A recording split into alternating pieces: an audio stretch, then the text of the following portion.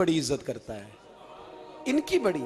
और मेरे नबी पाक ने फरमाया गुनाहगार मोमिन भी जब दुआ के लिए हाथ उठाता है तो अल्लाह फरमाता है फरिश्तों इसे खाली ना लौटाना, मुझे शर्म आती है इसे खाली। पर तू उठाता ही नहीं, तू उसे मनाता ही नहीं, तू कभी लिपटा ही नहीं, तूने कभी कहा ही नहीं कि या अल्लाह आ मैं तुझे ले जाऊं हजरत साद बिन नबी वकास के पास। कादसिया की जंग हो रही थी, काफर बुला रहा था आओ अगर कोई है तो आओ, आओ मुकाबले में। हजरत साद बिन नबी वकास ने घोड़े दौड़ा दिए, दश्त तो दश्त हैं सहरा भी न छोड़े हमने, बहरे जुल्मात में दौड़ा दिए घोड़े हमने। हजरत साद बिन नबी वकास ने घोड़े दौड़ाए, आगे दरिया आ गया, कोई पुल नहीं कोई शय नहीं। इस्लाम की इज्जत का सवाल है। हजरत साद बिन नबी वकास ने हाथ उठाए और कहा अल्लाह अगर तू मूसा की नाफरमान कौम को रास्ता दे सकता है तो तू हमारे दिलों को जानता है, हम तो अपने रसूल के फरमाबरदार गुलाम है। आना मेहरबानी कर कि अगर तूने दिले मुस्लिम की दिल जोई नहीं तो हमें ताना देंगे बुत के मुस्लिम का खुदा कोई नहीं। आए अल्लाह मेहरबानी फरमा, अगर तू हजरत वैस फरकना बिकुमुल बहरा फअनजयनाकुम व अगरकना आला फिरौन, अगर तू हजरत मूसा की कौम के लिए दरिया फाड़ सकता है तो हम तो नबी पाक के गुलाम हैं। सहाबा कहते हैं जनाब साद ने दुआ मांगी तो दरिया ने रास्ता अता फरमा दिया। यार तू दुआ भी नहीं मांगता। हुजूर ने फरमाया दुआ सलाहुल मोमिन, दुआ मोमिन का हथियार है, तूने ये भी छोड़ दिया है। अब तू बातें करके तबसरे करके टीवी देख के अपनी राय कायम करके कमेंट्स करके सो जाता है, ये भी सोता खुश हो गया, तू दुआ तक नहीं मांगता। फरमाते हैं दुआ मांगी तो दरिया ने रास्ता दिया, और जब उस किनारे निकले हजरत साद कहने लगे किसी की कोई शय तो नहीं रह गई दरिया में, कोई चीज तो नहीं रह गई। एक सहाबी कहने लगे प्याला रह गया है। तो हजरत साद फरमाने लगे ओ दरिया हमारा प्याला वापस नहीं कर देता।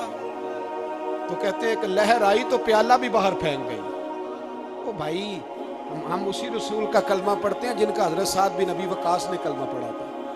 और किसी जगह मेरे नबी पाक ने नहीं फरमाया अल्लाह सहाबी की सुनेगा बाद में आने वालों की नहीं सुनेगा, किसी जगह नहीं कहा। पर तू कशकोले दुआ भी नहीं उठाता, मुसीबत में भी अब याद खुदा हमको नहीं आती, दुआ मुंह से ना निकली जेबों से अर्जियां निकली, तू ये काम भी नहीं करता।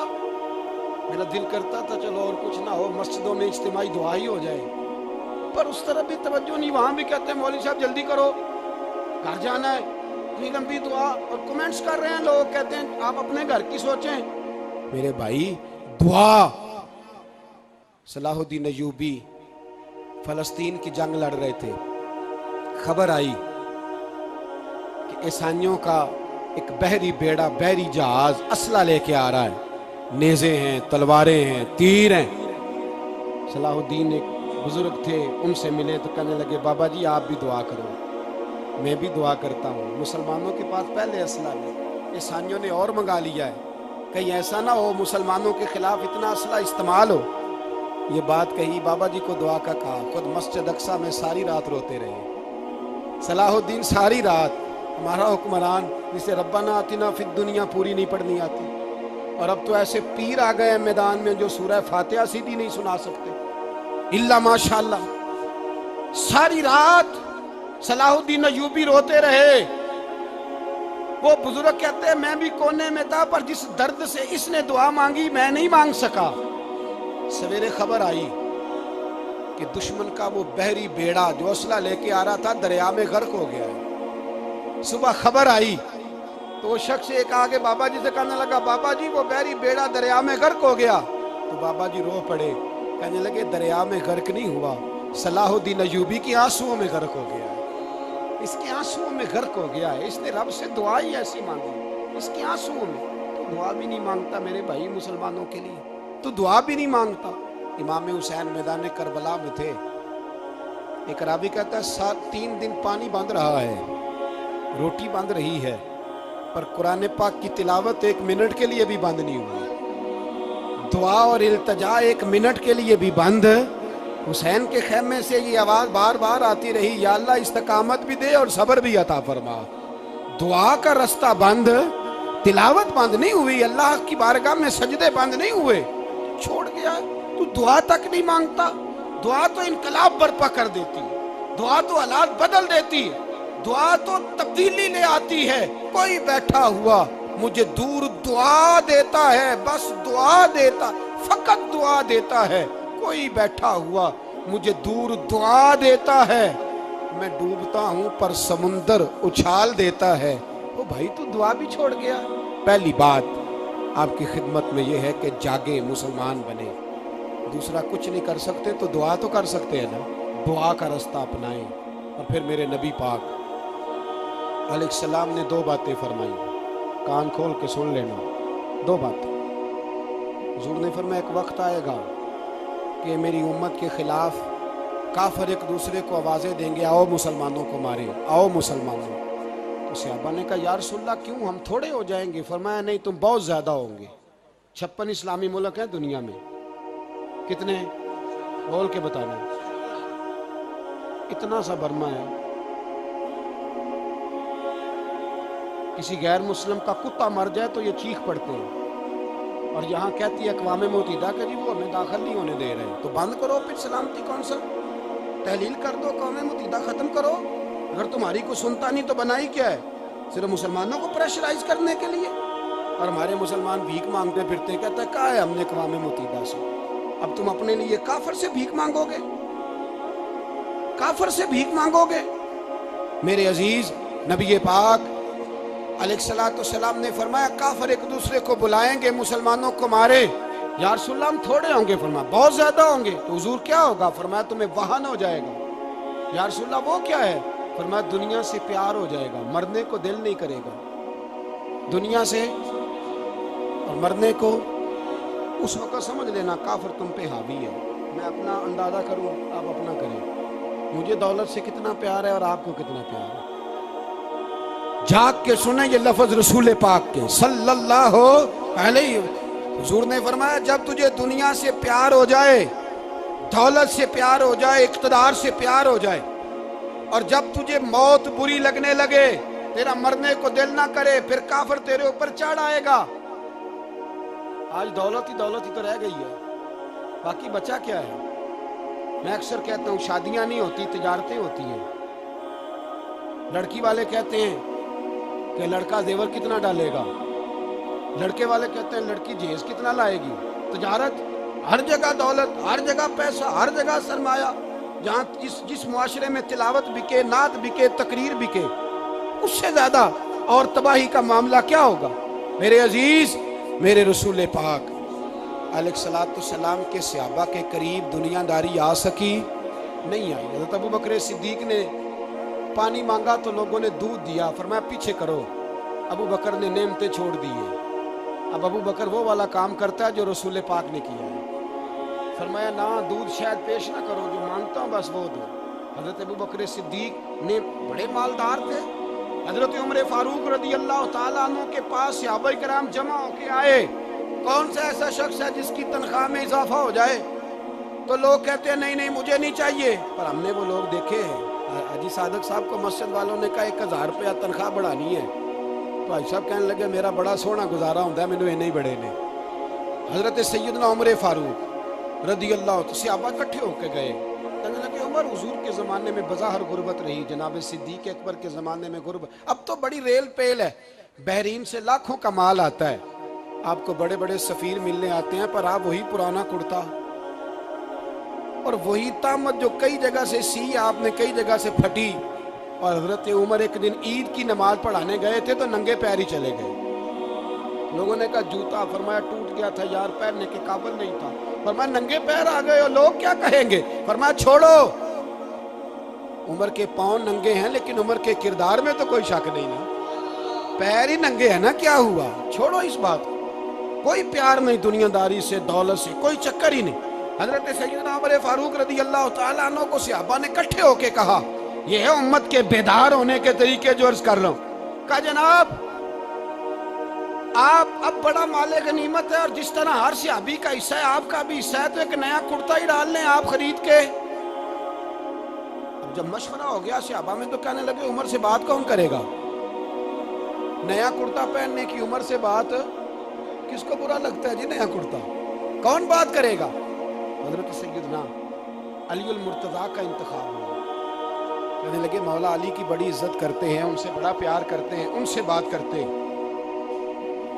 تو حضرت علی کو بلایا گیا، عرض کی حضور مہربانی فرمائیں، حضرت عمر سے کہے نئے کرتے کے لیے۔ آپ فرمانے لگے عمر میری بڑی قدر کرتا ہے، بڑی بات سنتا ہے، پر یہ والا کام نہیں میں عمر سے کہہ سکتا، یہ کسی اور سے کہو۔ تو کہنے لگے آپ رہنمائی کر دیں کس کو کہیں؟ تو جناب علی المرتضیٰ فرمانے لگے اگر حضرت عائشہ صدیقہ سے کہو گے تو عمر فوراً مان جائے گا، وہ مومنوں کی ماں ہیں۔ صحابہ حضرت عائشہ کے پاس، اماں جی عمر کو بلائیں، ان کو کہیں، بڑے بڑے سفیر آئے ہوتے ہیں، وہی پرانے کپڑے پہن کے بیٹھ جاتے ہیں۔ اللہ اکبر۔ حضرت عائشہ نے پیغام بھیجا، فرمایا عمر کو بلاؤ۔ عمر فاروق دوڑے ہوئے آئے، پردے کے پیچھے حضرت عائشہ کے پاس گھٹنوں کے بل، اماں جی دیر تو نہیں کر آیا میں آنے میں؟ حکم ہو، حضور کے گھر سے پیغام آیا، بڑے بڑے سفیروں کو چھوڑ کے بھاگے۔ حضرت عائشہ صدیقہ کہنے لگی عمر دیکھو جائز پیسے ہوں تو اسلام اچھے لباس سے منع نہیں کرتا، اب بڑا بڑا مال آیا ہے، اب تیرا بھی حصہ ہے، تو صحابہ کرام کی خواہش ہے کہ نیا کرتا پہن لو، بڑے بڑے سفیر آتے ہیں، حرج بھی کوئی نہیں، جائز بھی ہے، تو منع نہیں۔ حضرت عمر نے گردن جھکا، جی اماں جی، جی اماں جی، جی اماں جی۔ حضرت عائشہ کہتی ہیں بات ختم ہوئی، عمر نے گردن اٹھائی تو عمر کی داڑھی آنسوؤں سے بھری ہوئی، کہتی ہے مجھے کہنے لگے اماں جی میں تو صرف مسجد میں دیکھا کرتا تھا، آپ تو مصطفیٰ کو دن رات دیکھتی تھیں، جس طرح کے کرتے آمنہ کے لال نے پہنے ہیں مجھے بھی پہنا دو، میں تیار ہوں، میں پہن لوں گا، میں تیار ہوں، پر جس طرح کے میرے نبی نے پہنے۔ حضرت عائشہ کہتی ہے میں پھوٹ کے روئی، میرا پلو آنسوؤں سے بھر گیا۔ فرماتی ہیں میں عمر کی بات سنتی گئی تو میرا پلو آنسوؤں سے، میں نے کہا عمر تو جا، تو ٹھیک ہے۔ فرماتی عمر فاروق سلام کر کے اٹھے، امیر المومنین چلے گئے، اس کونے میں صحابہ چھپے ہوئے تھے، وہ آئے، کہا اماں جی کیا بات ہوئی؟ تو میں پھر رو پڑی، میں نے کہا کیا بتاؤں، تمہیں پرانے کرتے نظر آتے ہیں، اسے محمد عربی کے جلوے نظر آتے ہیں، اسے رسول اللہ کا رنگ نظر آتا ہے، اسے وہ غلامی نظر آتی ہے۔ عمر کو دنیا سے پیار، اور دنیا سے پیار نہیں تھا، دعا پتہ کیا تھی؟ یوں جھولی اٹھا کے اللہ مرزقنا شہادت فی سبیلک وجعل موت فی بلد حبیبک، اللہ عمر کو بسترے والی موت نہ دینا، موت شہادت کی دینا، اور میں میدان میں جا کے نہیں مرنا چاہتا، مجھے رسول اللہ کے شہر میں موت چاہیے، باہر جا کے نہیں، یہی میدان لگے مدینے میں، یہی موت آئے، اسباب بنا، میں مدینہ بھی نہیں چھوڑنا چاہتا۔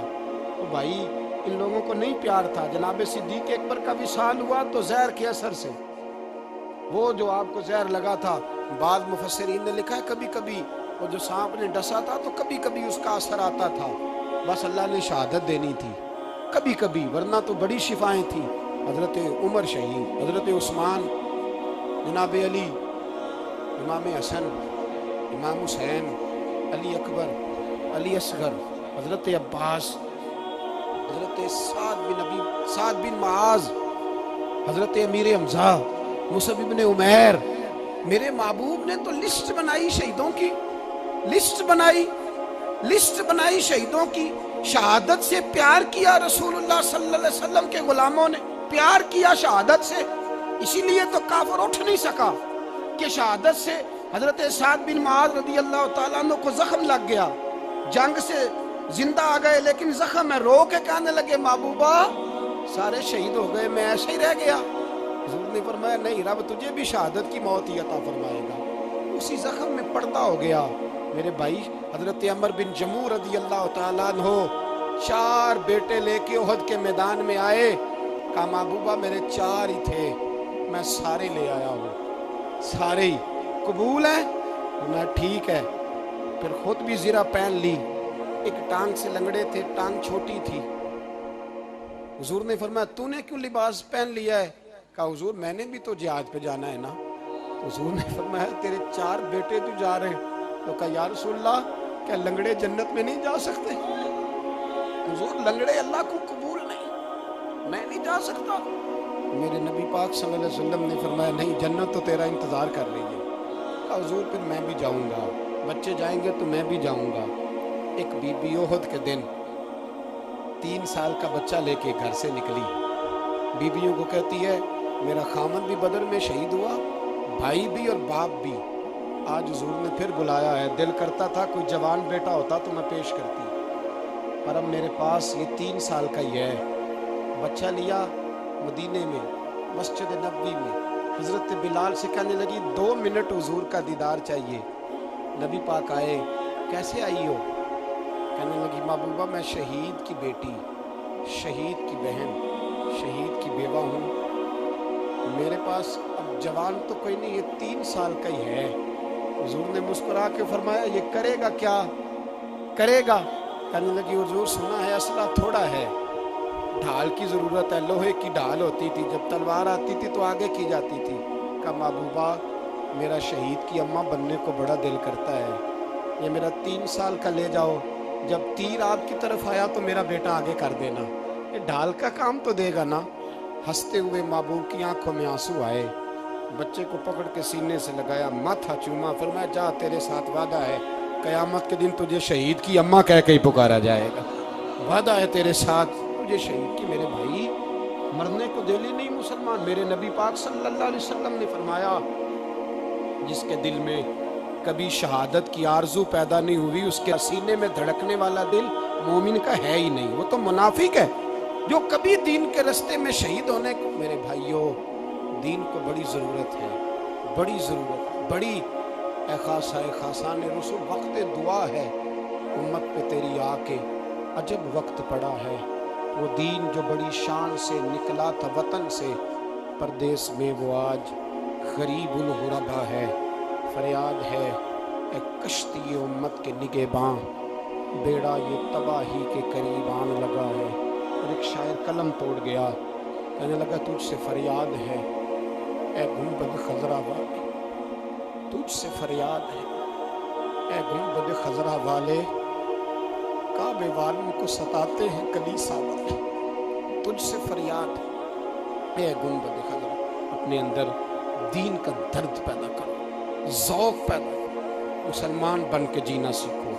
جب کوئی برادری پوچھے تو کہو میں محمدی ہوتا ہوں, میں مصطفی ہوتا ہوں, میں رسول اللہ کا غلام ہوتا ہوں, میں پہلے مسلمان ہوں باقی کچھ بعد میں ہوں. خدا را اپنے گھر میں پردہ کراؤ, خدا را رزق حلال کھاؤ. اگر پردے نہ ہوں رزق حلال نہ ہو تو جذبہ جہاد پیدا نہیں ہوتا. خدا را اپنے اندر انقلاب برپا کرو, دین کے لیے جینا سیکھو. دین بڑا تڑپتا ہے, دین بڑا روتا ہے. رسول اللہ آج تجارت کرنے والے ملتے ہیں, آج سیاست کرنے والے ملتے ہیں, دین والے نہیں ملتے, دین کے درد والے نہیں ملتے. اپیل ہے آپ سے, آج رات 2 نفل پڑھ کے اور کچھ نہ ہو سکے تو مسلمانوں کے لیے دعا ضرور کر دینا, ان کے لیے دعا ضرور کر دینا. اپنے آپ کو بیدار کرو, بیدار کرو. بھئی میں تو ہم تو آج تک اس لیے ڈر رہے ہیں کہ ہمارا چہرہ ہی نبی پاک جیسا نہیں بن سکا, تو داڑھی رکھنے میں بھی ہم ڈرتے ہیں, نمازی بننے, مسجد آباد کرنے میں, مسلمان کہلانے میں بھی تک خوف ہے. تو بتلاؤ نا اس سے آگے بات کب چلے گی؟ جہاد کی بات تو بڑی آگے جا کے. بدل جاؤ, رسول اللہ کا غلام بن کے جینا سیکھو. نبی پاک صلی اللہ علیہ وسلم کی غلامی کا پٹا اپنے گلے میں ڈالو. یہی امام حسین کی سوچ ہے, یہی امام علی مقام کا پیغام ہے. اس کو کبھی فراموش نہ کرنا. امام حسین ہمیں بتا گئے سارا کچھ لٹ جائے پر دین کے اندر کوئی نقص واقعہ نہ ہونے پائے. کوئی شرابی, کوئی بے ایمان, کوئی لٹیرا کبھی اس کے سپورٹر نہ بننا. ہمیشہ وہ کسی شاعر نے کہا تھا ہم سے نہ رقم ہوں گے قصیدے یزید کے. کسی نے کہا کسی ظالم نے میری سپورٹ کر, میری بات کر, تو اس نے کہا ہم سے نہ رقم ہوں گے قصیدے یزید کے, کیونکہ ہم لوگ تو حسین کے سیرت نگار ہیں, ہم لوگ تو حسین کے سیرت نگار ہیں.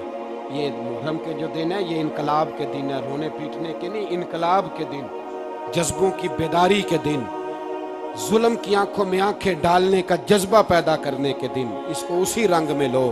اے خالق کائنات اپنے محبوب کی امت پہ رحم فرما اور اپنے فضل سے ہمیں دلوں میں جذبہ جہاد اور شوق شہادت عطا